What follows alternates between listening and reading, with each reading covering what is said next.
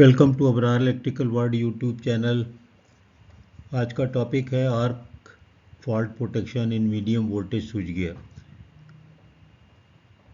आपको ये बात पहले से पता होगी कि मीडियम वोल्टेज स्विच गियर में ज़ाहिर है सारी चीज़ें एक ही इनक्लोजर में होती हैं, मतलब बस बार भी है उसमें, उसके अंदर सीटी है, पीटी है, current transformer, potential transformer, circuit breaker itself जो है वो भी उसके अंदर ही है।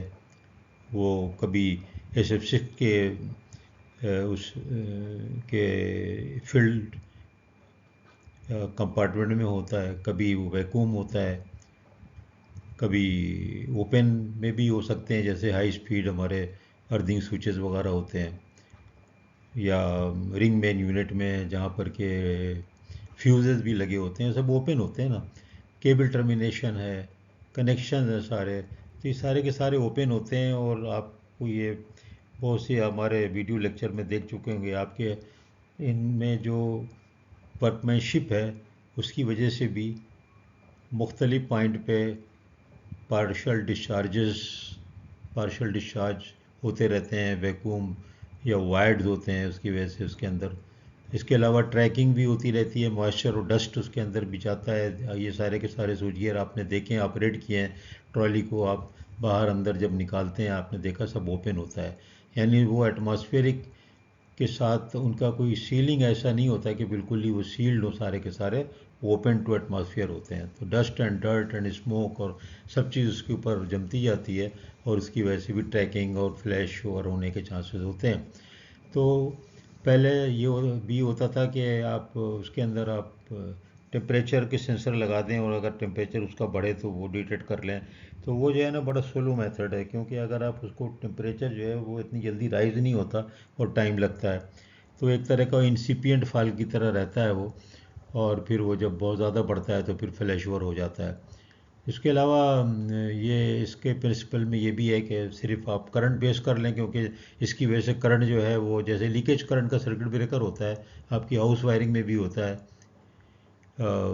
अर्थ लीकेज सर्किट ब्रेकर। तो इस तरह की चीज़ें भी पहले इस्तेमाल कर लेते थे कि अगर करंट कहीं से एक्स्ट्रा जा रहा है या लीक हो रहा है, या तो उसको भी सेंस कर लिया जाए।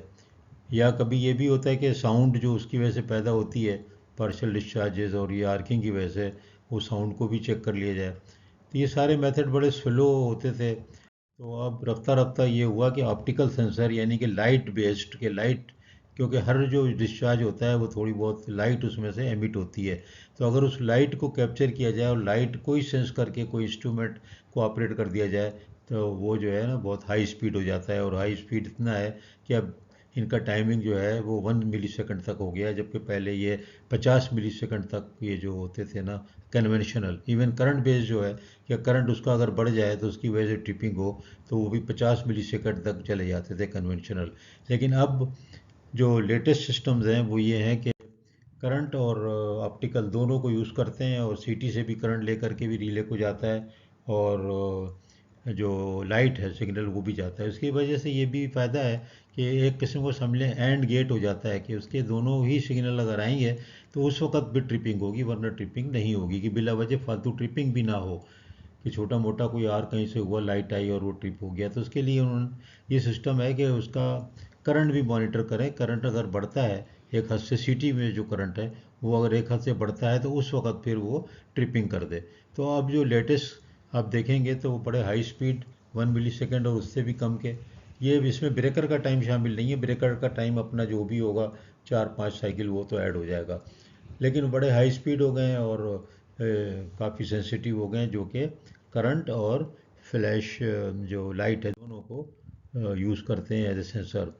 यानी कि एंड गेट होता है, कंबाइंड इफेक्ट होता है, दोनों में से दोनों सिग्नल आना ज़रूरी है।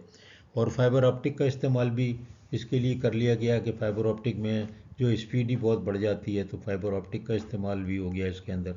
ये बड़ी सिंपल थी एक डिवाइस है, जो कि जो आर्किंग को कंट्रोल करती है। टेम्परेचर वगैरह मैंने बताया कि उसको उसको वो बहुत स्लो थे, तो उसकी जगह करंट और लाइट यानी ऑप्टिकल दोनों कंबाइंड इफेक्ट से रिले को ऑपरेट करते हैं। यानी कि एंड गेट मैंने यहाँ पे लिख दिया ना, एंड गेट, तो ये एंड गेट होना चाहिए, यानी दोनों सिग्नल आएंगे तब फिर ये ऑपरेट करेगी। ये एक ऐसी मैंने एक रिसर्च पेपर से एक डायग्राम मिल गई थी तो लगा दी है। मैंने खुद तो नहीं बनाई, लेकिन एक बेसिक ब्लॉक डायग्राम है जिसमें कि जाहिर हो रहा है कि ये दो सिग्नल आएंगे तो फिर दोनों सिग्नल की बेस पे ब्रेकर का ऑपरेशन होगा।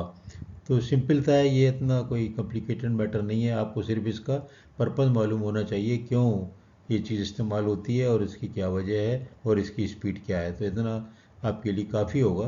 इस सिलसिले में तो मैंने कहा छोटी सी एक वीडियो बना दी जाए इसके ऊपर। लेक्चर छोटा सा, देखिए 5 मिनट से भी, 5 मिनट या 6 मिनट के दरमियान में ये लेक्चर है, लेकिन इसमें सब चीज़ें आपको कन्वे हो गई हैं। तो इसको आप याद रख लें कि आर्क फॉल्ट जो होते हैं, आर्किंग फॉल्ट या arc fault protection in medium switch gear जो करंट और लाइट दोनों पे बेस करते हैं, दोनों सिग्नल आएंगे तो रिले ऑपरेट हो जाएगी और सर्किट ब्रेकर जो आप चाहेंगे वहाँ से ट्रिप कर देंगे। बहुत बहुत शुक्रिया। ये सब्सक्राइब हमारे चैनल को कर दें, फ्री एजुकेशन चैनल है।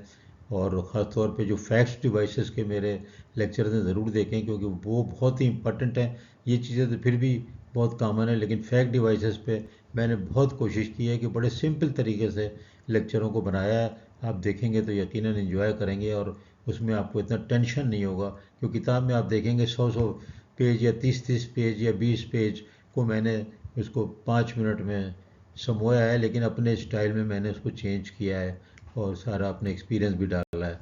बहुत बहुत शुक्रिया।